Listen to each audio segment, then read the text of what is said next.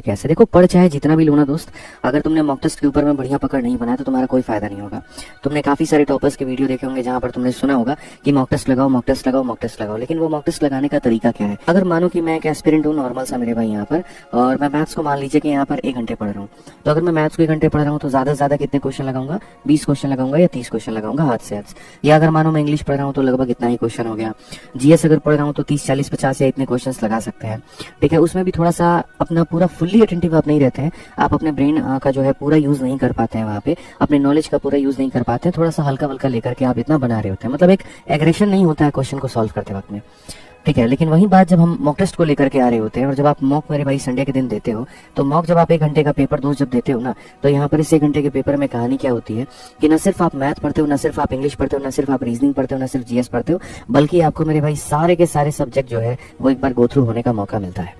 ठीक है, और जैसे जैसे टाइमर आपका बीत रहा होता है वैसे वैसे आपके ऊपर में प्रेशर बन रहा होता है, यार क्वेश्चन को जल्दी सॉल्व करना है, क्वेश्चन को जल्दी सॉल्व करना है। यानी ये जो परफॉर्मेंस है ये प्योरली प्रेशर के अंदर में है, और प्रेशर के अंदर में है तो यहाँ पर ये वाली परफॉर्मेंस के ऊपर में जितनी प्रैक्टिस करोगे कहीं ना कहीं पेपर में तुम्हें उतना फायदा देखने को मिलेगा।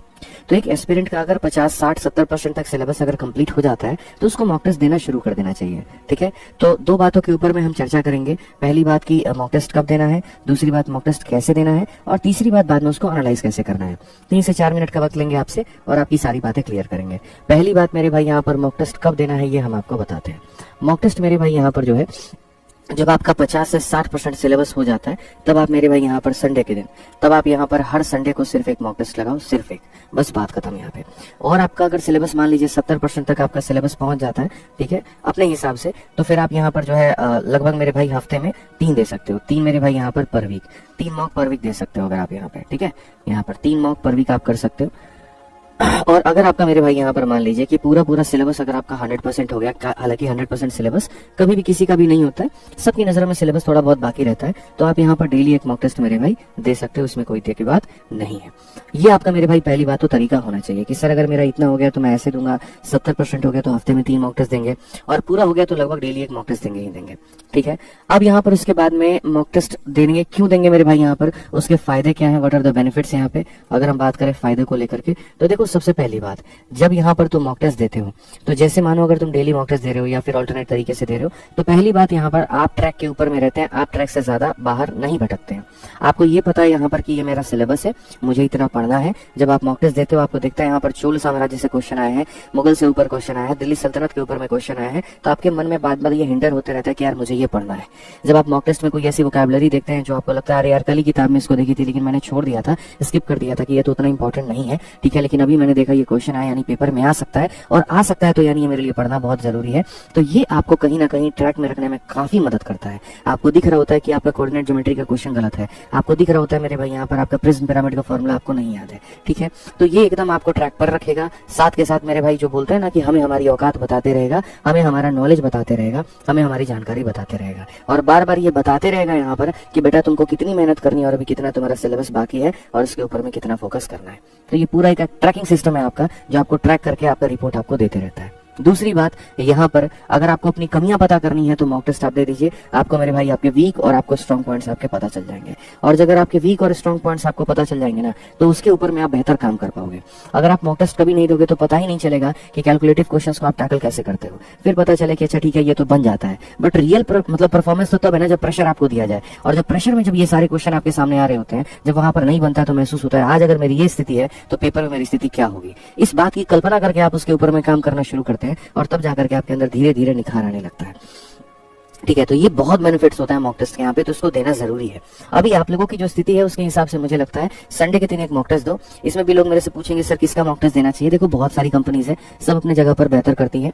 कभी भी ऐसा नहीं हुआ कि मैं इंटरव्यू लूं और सारे के सारे टॉपर आकर के एक ही मॉक टेस्ट का नाम ले, कभी कोई किसी कंपनी का नाम लेता है, कोई किसी कंपनी का नाम लेता है, सब अलग अलग सोर्सेस को फॉलो कर रहे होते हैं। एट द एंड में बस ये होता है कि सर हम उससे अपनी गलती को निकालते हैं, हम उसके ऊपर में सुधार करते हैं और ये हमारा रिजल्ट हमें देखने को मिलता है और हम इससे सेटिस्फाइड है।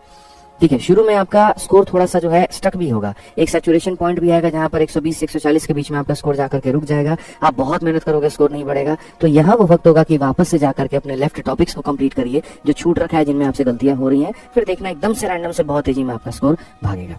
तो इसीलिए ओवरऑल अगर मैं कंक्लूजन पर आकर के कहूं तो मॉक टेस्ट आपको देना चाहिए, हफ्ते में कम से कम एक मॉक टेस्ट आपको देना ही चाहिए, बहुत जरूरी है।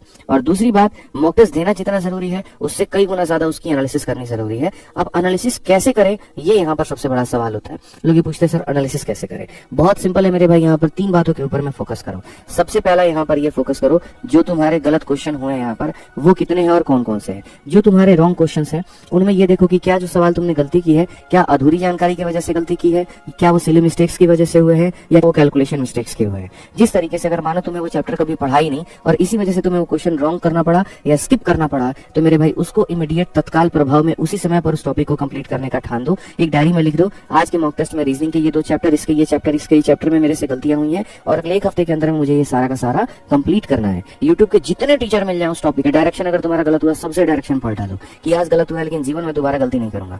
वो सचिन को एक बॉलर ने आउट किया था 0 पे और बहुत ही ज्यादा वो एकदम जश्न मना रहा था, तो उसके बाद में सचिन उनके पास में जाकर के बोले, ये आपके जिंदगी का आखिरी जश्न मेरे लिए हो सकता है, यकीन मानिए मैं आपको जिंदगी में दोबारा कभी भी ये मौका नहीं देने वाला। और एक वो दिन था, एक उसके बाद में कई सारे मैचेस दोनों ने साथ में खेले, लेकिन उसके बाद कभी भी वो बॉलर सचिन को 0 पर आउट नहीं कर पाया। 0 पर आउट किया, उनको आउट ही नहीं कर पाया। सोचो यहाँ पर तो बोलने के पहले वो कॉन्फिडेंस था और उसके बाद में सचिन ने इतनी मेहनत की कि वो बॉलर 10 जन्म करके हार गया मेरे भाई, लेकिन उनको आउट कभी कर ही नहीं पाया। सोचिए इस बात को लेकर के। तो उसी तरीके से अगर आपसे एक बार गलती हो गई ना, अपने मन में मेरे भाई इतना ठान लो कि आज ये गलती हुई है लेकिन दोबारा ये गलती करने का मौका हम तुम्हें नहीं देंगे। मैं आपको ये बता रहा हूँ, इस कदर से आप उस टॉपिक को पढ़ डालिए। तो रॉन्ग क्वेश्चन के ऊपर में ऐसे काम करिए। दूसरा मेरे भाई यहाँ पर आ जाता है जो क्वेश्चन आपने स्किप किया था। आप जरा ये सोचिए कि आपने स्किप क्यों किया। अगर आपने स्किप किया कैलकुलेशन की वजह से, तुरंत कैलकुलेशन की वीडियोस को देखो, तुरंत कैलकुलेटर का इस्तेमाल करना बंद करो और उसके बाद में काफी ऐसे एप्लीकेशन है जिसको यूज में लेकर के आओ और अपना फायदा उठाओ। ठीक है, अगर वो इनकम्प्लीट टॉपिक है तो फिर उसके ऊपर में भी काम करो। तीसरा पॉइंट आता है जिसको आपने अटेम्प्ट तो मेरे भाई किया था लेकिन आपने बाकी लोगों से ज्यादा समय ले लिया। आपका जो एवरेज टाइम था यहाँ पर वो औरों की तुलना में बहुत ज्यादा था। तो अगर आपका एवरेज टाइम बहुत ज्यादा था, इसका मतलब आपके में सही अप्रोच की कमी है। आप क्वेश्चंस को देख करके बनाना तो शुरू कर देते हो लेकिन आप ये नहीं समझते कि यार इसका वो बेहतर तरीका भी हो सकता है। तो कोई फर्क नहीं पड़ता, पूरे टेस्ट खत्म होने के बाद में तब आराम से अपने दिए गए सवालों को एक बार देखो प्यार भरी नजरों से, यार ये एवरेज का क्वेश्चन था, क्या मैं इसमें डेविएशन लगा सकता था, यार ये इस टॉपिक का क्वेश्चन था, क्या लगा सकता था। यकीन मानो मैं मॉक टेस्ट के स्कोर को कभी भी दिल से लेकर के नहीं गया। उसके बाद में चाहे मेरा सवाल गलत है या मेरा सवाल सही है, मैं हर सवाल में एक बेहतर अप्रोच की तलाश करता था कि यार ये ऐसे ही क्यों है, इसको ऐसे क्यों नहीं कर सकते हैं, इसको ऐसे बेहतर क्यों नहीं बना सकते हैं। और हर बार मुझे कुछ नया सीखने को मिलता था। और आज यही कारण है कि जो मैं आज आप लोगों को पढ़ा पाता हूँ वो मेरा खुद का किया हुआ रिसर्च है, खुद की हुई मेहनत है, जो आपके सामने मैं परोस पाता हूँ और आप उसका फायदा उठा पाते हैं। अगर शायद मैंने इतना दिमाग नहीं लगाया होता, बाकी लोगों की तरह मैं भी एक्सेप्ट करने की भाव रखता, एक्सेप्टेंस की भाव रखता, ठीक है जो है जैसा है सही है, इतने में तो आराम से सिलेक्शन हो जाएगा, तो शायद मैं कुछ नया आपको डिलीवर नहीं कर पाता। तो ये एक्सेप्टेंस की भाव को खत्म करके कुछ नया मेरे भाई यहाँ पर आप भाव लेकर के आइए और बढ़िया तरीके से उसके ऊपर में काम करके उस एवरेज टाइम को कम करिए, तभी पेपर में भला होगा, नहीं तो नहीं होगा। ठीक है, तो ये छोटी छोटी पॉइंट्स को आपको ध्यान रखना है।